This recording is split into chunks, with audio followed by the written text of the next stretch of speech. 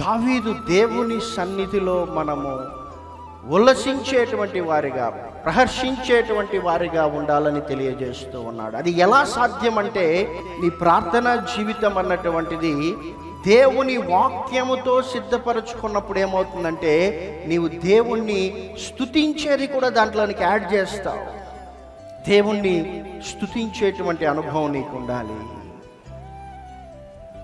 నువ్వు అడిగింది చేయకపోతే ప్రార్థన చేయడం కూడా మానేసేటువంటి వారు ఉన్నారు.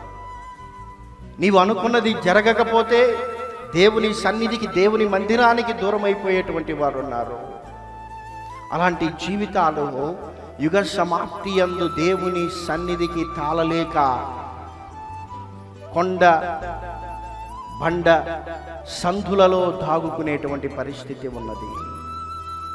కాబట్టి ఇప్పుడే అలవాటు చేసుకోండి. ఆయన సన్నిధిలో వాక్యాన్ని చదవడం, ఆ వాక్య ప్రకారం ప్రార్థనను సిద్ధం చేయడం, దేవుణ్ణి స్తుతించడం అలవాటు చేసుకోండి. దేవుణ్ణి స్తుతించేటువంటి అనుభవం అంటే దావీదు దానికి ఒక బెస్ట్ ఎగ్జాంపుల్.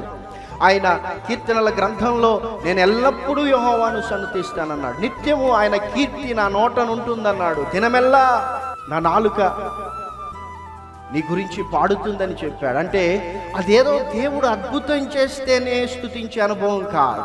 అదేదో నీవు అనుకున్నది జరిగితేనే దేవుని స్తుతించేటువంటి అనుభవం కాదు. నీ జీవితంలో నువ్వు అనుకున్నది జరిగినా జరగకపోయినా, నీ జీవితంలో నీవు ప్రార్థన చేసినది దేవుడు ఇచ్చినా ఇవ్వకపోయినా, నీ జీవితంలో కష్టాలు, ఇరుకులు, ఇబ్బందుల గుండా నీవు వెళ్తూ ఉన్నా స్తుతించేటువంటి అనుభవం.